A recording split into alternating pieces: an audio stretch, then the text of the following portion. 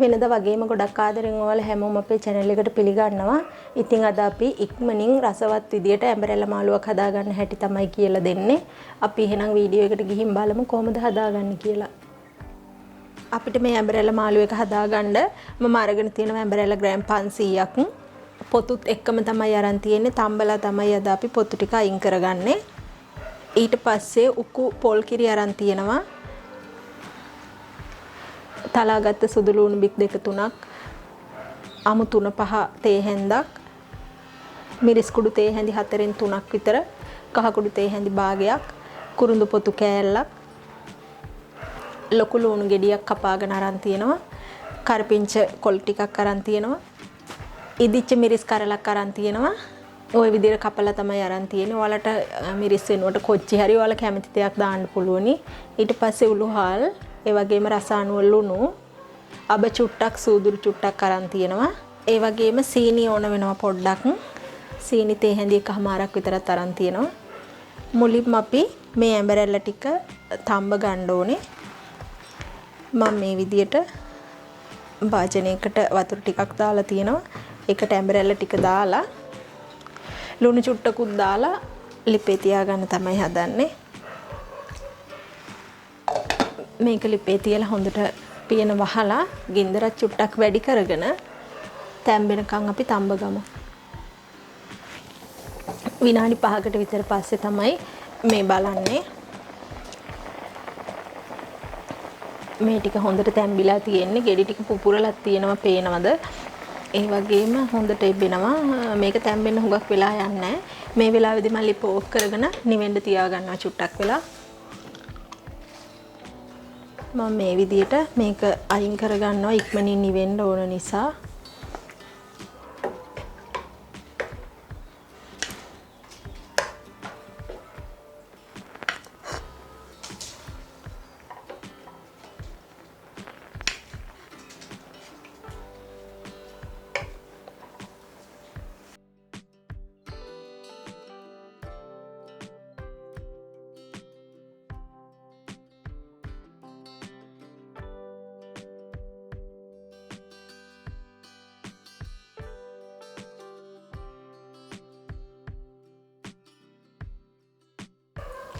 මේ විදියට භාජනයක් ලිපේ තියලා රත් වුනහම තෙල් චුට්ටක් එකතු කරගන්නවා. තෙල් ටික හොඳට රත් වුණාට පස්සේ අබ සූදුරු ටික එකතු කරගෙන මම මේක වහලා තියා ගන්නවා හැමතැනටම විසි වෙන නිසා.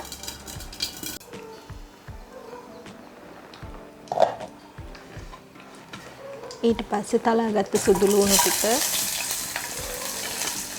කපාගත්ත ලුණු, කුරුළු පොත්ත එකතු කරගන්නවා.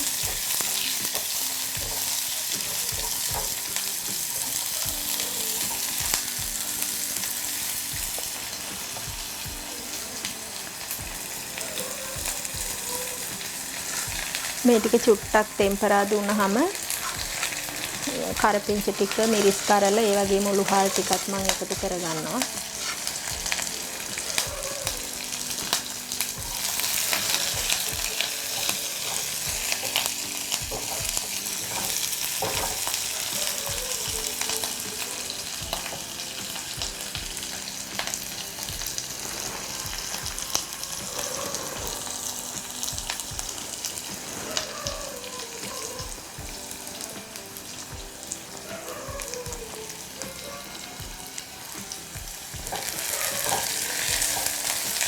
තරමක් වෙලා මේ විදියට මැලවුනහම 3-5 කුඩු ටික, මිරිස් කුඩු ටික, කහ කුඩු ටික එකතු කරගන්නවා.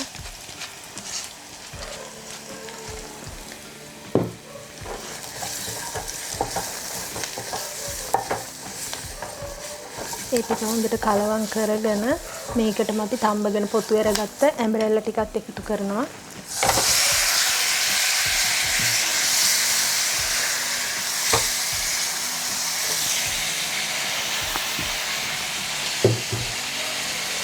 ඊට පස්සේ උකු පොල් කිරි ටිකත් එකතු කරගන්නවා.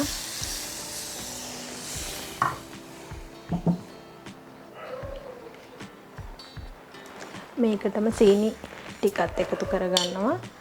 ඒ වගේම ලුණු චුට්ටකුත් එකතු කරගන්නවා.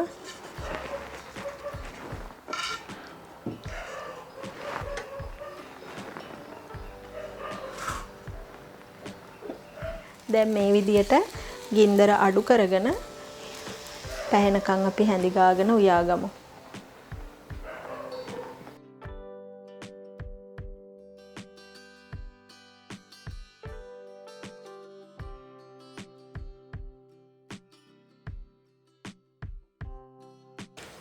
මේ විදියට හොඳට කිරි ටික පැහැෙනකන් විනාඩි 5ක් 6ක් විතර ලිපේ තියාගත්තට පස්සේ ලුණු ටික බලලා බාන්න පුළුවනි.